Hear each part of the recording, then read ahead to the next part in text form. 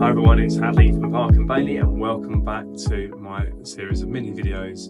This morning I want to talk to you about property chains. Now you may hear this expression and really what it's referring to is the chain of people involved when you are effectively selling and buying a home. The start of the chain or the bottom of the chain starts with someone who has nothing to sell, perhaps they're a first-time buyer or an investor. And then you may have another link or two where your property is, and then obviously if you've got to go and find a house yourself, then there may be another 2 or 3 links in the chain. The chain basically starts with someone who's only buying and it finishes with someone who's only selling. Now obviously if you can find a property yourselves that has no chain on it, then it's a much faster, less stressful transaction.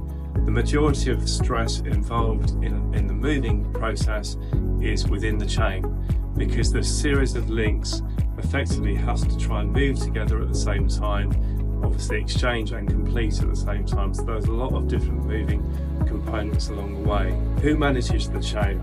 It should be the professionals. Really, the estate agents have day-to-day management of the chain. For instance, in Park and Bailey, we have a sales progression unit, and their sole job is managing chains.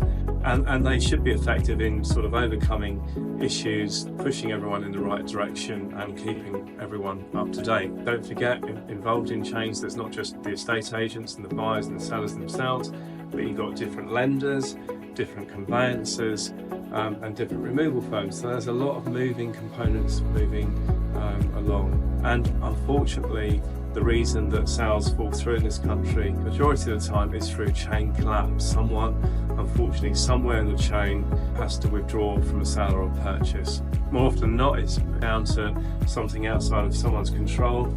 It could be job loss or some kind of bereavement in the family, etc. A poor survey, sometimes surveys, buyers or sellers withdraw for that reason. But I do say that if a chain can be managed effectively, there's proper qualification at the outset. If you're a seller and your estate agents talking to you about offers, really understand what that chain means and how long it is and what's involved and what position is each person in, if they've got a good level of deposit, etc. Because that will help you inform your decision on whether to proceed or who to proceed with.